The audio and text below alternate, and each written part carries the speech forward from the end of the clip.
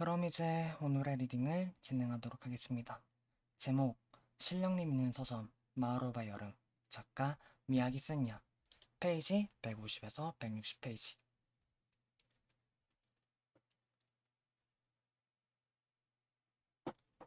자, 나는 오늘 거래 내용을 장부에 기록해둬야겠어.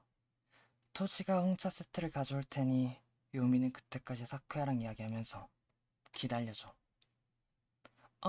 저 에어컨 때문에 몸이 많이 식어서 잠깐 밖에 나갔다 올게요. 사쿠야와 대화를 하다니 지금 상황에서는 할 수 있을 리가 없었다. 요미와 나라부와 사쿠야에게서 등을 돌려 밖으로 뛰쳐나왔다. 근데 이러면 안 됐던 걸지도. 요미는 서점 처마 밑에서 멈춰섰다. 어쩌면 도망친 것처럼 보였을지도 모른다. 사쿠야가 상처 입었을지도 모른다. 사쿠야의 얼굴을 보지 못했기 때문에 어떤 표정을 짓고 있었는지는 모르겠지만.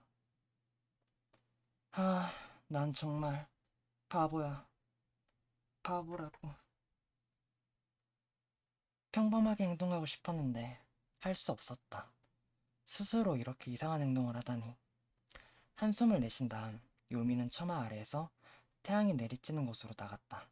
조금 머리를 식히고 돌아가자고 생각했다. 그러고 보니 서점 뒤에는 저택이 있다고 했지? 한번 보고 올까? 요미는 서점 뒤에 나라부의 저택이 있다는 이야기를 떠올렸다. 그래서 그쪽을 향해 발걸음을 옮겼다. 뒤쪽 길은 숲속으로 이어져 있는 것처럼 보였다. 다양한 풀과 나무가 손질이 잘 되어 질서정연하게, 하지만 서로 겹겹이 무성하게 나 있어 풀과 숲 너머는 전혀 보이지 않았다. 이래서는 저택이 있다는 걸 눈치 못 채는 것도 당연하다. 매미가 맴맴맴맴맴맴맴맴맴 울고 있다. 그 소리가 요미의 머릿속에서 걱정거리를 말끔하게 지워버렸다. 머릿속이 그런 소리로 가득 찼다. 그때 눈앞에 숲이 확 트이며 커다란 저택이 화학하고 나타났다. 우와, 정말 멋진 저택이야. 궁전 같은 서양식 저택에 요미가 무심코 그렇게 중얼거렸을 때였다. 현관문에서 눈에 익은 근육질 노신사가 나타났다. 토지다. 토지 쪽도 요미를 발견했는지 무슨 일이 나는 듯이 멋들어진 양 눈썹을 위로 올렸다. 요미님, 무슨 일이십니까? 뭐라고 말을 걸면 좋을까 생각하고 있는데 토지가 먼저 그렇게 말을 걸었다. 잠깐 저택을 보러 왔어요. 그러십니까? 홍차 준비가 다 됐으니 돌아가시지 않겠습니까? 토지는 솜씨 좋게 티세트가 올려진 쟁반과 뜨거운 물이 들어간 보온병을 들고 있었다. 요미는 네 하고 대답한 뒤 토지와 함께 서점으로 되돌아가기로 했다. 숲속 토지 옆에서 나란히 같이 걸어가면서 요미는 이 집사에 대해 생각해봤다. 겉모습부터 해서 참 신기한 집사였다. 생각해보니 이렇게 둘이서 있는 것도 처음이었다. 대체 무슨 이야기를 하면 좋을까 생각하고 있던 그때였다. 요미님은 사쿠야님과 사이가 아주 좋으시더군요. 네? 네? 갑작스럽게 사쿠야 이름이 들려와 요미는 얼빠진 목소리를 내고 말았다. 토시가 조용히 힐끗 요미를 내려다보았다. 무슨 생각을 하는지 그 표정만으로는 도저히 읽어낼 수가 없었다. 사이가 좋아 보이나요? 그 질문에 늙은 집사는 양쪽에 흰 눈썹을 슬쩍 들어올릴 뿐이었다. 나름대로 나는 의미일까? 사쿠야님이 그렇게까지 다른 사람에게 마음을 연 것은 처음이니까요. 마음을 열어요? 사쿠야가? 나라부시 쪽이 더 사이 좋잖아요. 사쿠야님은 도련님을 경계하고 있습니다. 집사인 제가 이런 말씀을 드리기는 뭐합니다만 도련님의 성격은 좀 그래서 말입니다. 사쿠야도 나라부를 천생세계에서 제일 속이 검은 자식이라고 했었는데 그렇게 성격이 안 좋은가? 요미가 난처해하는 것과 동시에 이건 그냥 반쯤 농담입니다. 농담이었어요? 요미는 내심 깜짝 놀랐다. 이 고지식해 보이는 집사도 농담 정도는 할 줄 아는 듯하다. 하지만 반만 농담이었다. 즉 반은 진심인 모양이었다. 나라부 도루님은 껄끄러운 건 철저하게 피하는 분인데 좋게 말해 자신에게 솔직한 분이십니다. 그런 점이 사쿠야님에게 불신감을 안기는 게 아닌가 저는 그렇게 생각하고 있습니다. 사쿠야님은 마오로 책들에게 강한 동료의식을 지니고 계시니 도루님과는 달리 안의 내용을 신경 쓰지 않고 그 곤충도감을 곤쳐주신 요미님을 인정해주고 계신 거겠지요. 저에게는 사쿠야님이 마음을 열고 계신 것처럼 보입니다. 웬일로 말이 많은 집사의 그 말을 듣고서는 요미는 이해할 수 있었다. 그래서 사쿠야는 그날 이후로 이야기를 잘해주기 시작한 거구나 하고 요미님은 자신의 이름을 듣고 요미가 고개를 들었다. 옆에서 걷고 있는 집사가 온화한 눈동자로 아래를 내려다보았다. 요미님은 어떠십니까? 그 질문에 사쿠야를 떠올리고 있던 가슴이 쿵쾅 하고 크게 뛰었다. 사쿠야를 인정하고 있는가? 저는 생각할 것도 없었다. 강하게 고개를 끄덕였다.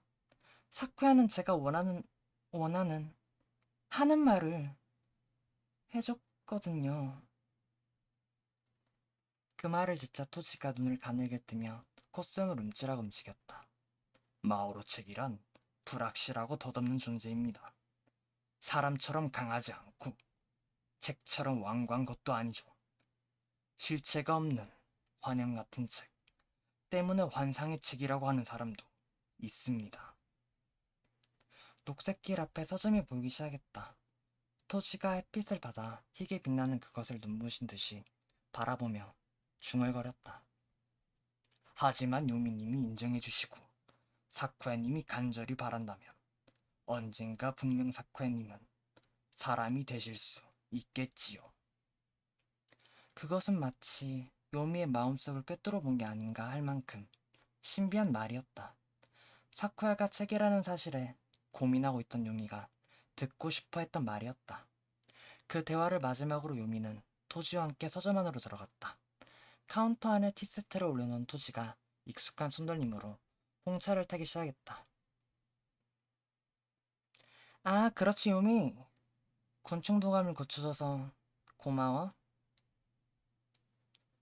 백자 티컵에 담긴 홍차를 마시면서 나라부가 조금 전 사쿠야처럼 요미의 성과를 칭찬해 주었다. 제가 도움이 됐나요? 물론이지. 그 책을 구입한 사람이 나타난 이유는 요미가 열심히 노력해 주었기 때문이야. 나는 못했던 거잖아. 그렇게 단언해준 나라부의 말에 요미는 가슴이 다시 뜨거워졌다. 더, 더 힘내자. 그런 마음이 솟구쳐 올랐다. 칭찬받으면, 인정받으면 정말 기쁘니까 더, 더 많이 도움이 되고 싶다. 도움이 되면 계속 이곳에 남아도 좋다고 허락을 해줄지도 모르니까. 그것은 곧 사쿠의 곁에 계속 머물 수 있다는 의미니까. 그러고 보니 사쿠야는요? 돌아져서 책장 안에서 자는 중. 네? 아, 신경 쓰지 마. 저 녀석은 마음에 안 드는 일이 있으면 잠을 자면서 자신의 감정을 삭히는 것 같으니까. 신경 쓰지 말라고 해도 마음에 안 드는 일이 무엇인지 대충 짐작이 가는 요미는 신경을 안 쓸 수가 없었다. 결국 30분 후 요미가 돌아갈 때가 되어서도 사쿠야는 책장에서 나오지 않았다. 다음 출근 날이 와서 사과하자 요미는 그렇게 결정하고 서점을 나섰다. 분명 괜찮을 거라 생각하면서 요미님을 인정해주고 계신 거겠지요. 저에게는 사쿠야님이 마음을 열고 계신 것처럼 보입니다. 토지가 해준 말이 떠올랐다. 사쿠야는 인정해주고 있다. 그러니까 사과하면 분명히 용서해 줄 거라고 요미는 생각했다. 사과를 하고 사쿠야가 용서를 해주면 더 많은 이야기를 나누자. 부끄러워하지 말고 솔직하게 많은 이야기를 하자. 서로에 대해 더 잘 알 수 있도록. 발걸음이 조금 들썩거렸다. 그날 저녁 7시를 지났을 때 요미의 휴대전화가 울렸다. 요미는 그때 에이코가 저녁밥을 완성하길 기다리면서 집의 소파에 앉아 지난번에 구입했던 문고본을 읽고 있었다. 전화를 한 사람은 나라부였다. 대체 무슨 일인가 싶어 요미는 서둘러 책에 책갈피를 꽂고 통화 버튼을 눌렀다. 여보세요? 요미니? 전화에서 들려오는 나라부의 목소리는 어딘가 모르게 다급하게 느껴졌다. 잔뜩 긴장한 요미는 무심코 휴대전화를 진 손에 힘을 꽉 주었다. 네, 요미예요. 무슨 일이에요? 후미카의 전화번호 알아? 네, 아는데요? 무슨 일이신데요? 지금 서점으로 와줄 수 있어? 나라의 질문에 질문으로 대답하자 요미는 불안해졌다. 후미카에게 무슨 일이라도 생긴 걸까? 저, 네, 가겠습니다. 될 수 있다면 서둘러줘. 그럼 이만. 나라부는 그 말만 하고 전화를 끊었다. 무슨 일일까? 대체 무슨 일이 있어서 그러는 걸까? 전혀 알 수가 없었다. 언니 미안해. 잠깐 나갔다 올게. 알바하는 서점에. 어? 저녁은 어쩌고? 저녁 만들어도 돼? 에이코는 아직 식재료에는 손을 대지 않는 듯했다. 냉장고에서 꺼낸 재료들이 부엌 테이블 위에 조리기구와 함께 쭉 늘어서 있었다. 재료를 보니 아무래도 오늘 밤의 메인 메뉴는 돼지 생강 구이인 듯했다. 몇 시에 돌아올지 모르니까 내 건 안 만들어도 돼.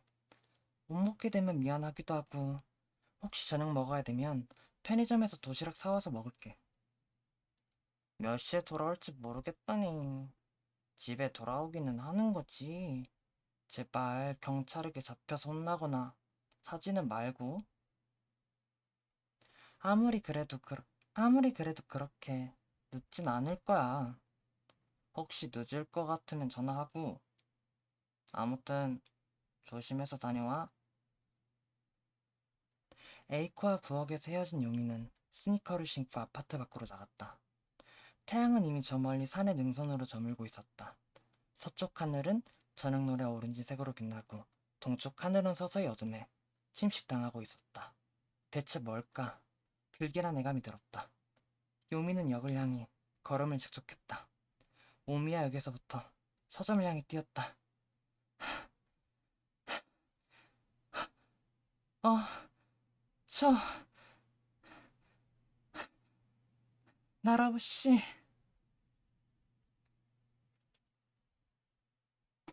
거칠게 숨을 내쉬며 서점 안으로 들어온 요미는 카운터 앞에 와서야 나라부가 사당 앞에 있다는 사실을 깨달았다. 사쿠야도 함께 있었다. 두 사람 모두. 특히나 사쿠야가 험악한 표정을 짓고 있었다. 요미는 두 사람에게 다가가 숨을 골랐다. 왜 그러세요? 무슨 일이 있었나요? 이쪽으로 좀 와줄래? 나라부가 숨지 사람을 불렀다. 대답을 한 뒤 요미는 두 사람 사이에 섰다. 그리고 사당을 정면으로 바라보았다. 안을 좀 봐봐. 그 말을 듣고 요미는 이유도 모른 채 사당 안을 들여다보았다.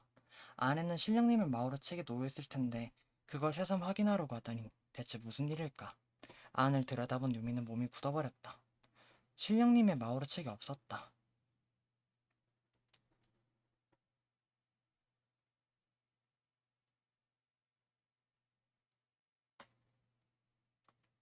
손님과 상담을 하기 전까지는 확실히 있었어. 내가 확인했었으니까. 없다는 걸 깨달을 때는 네가 돌아간 직후였어. 그 말을 듣고 유미는 사쿠야를 돌아봤다. 사쿠야는 괴롭다는 듯이 시선을 피하며 말했다. 신령님이 이곳에서 이동한 적은 지금까지 단 한 번도 없었어. 그러니까 누군가가 훔쳐간 걸 거야.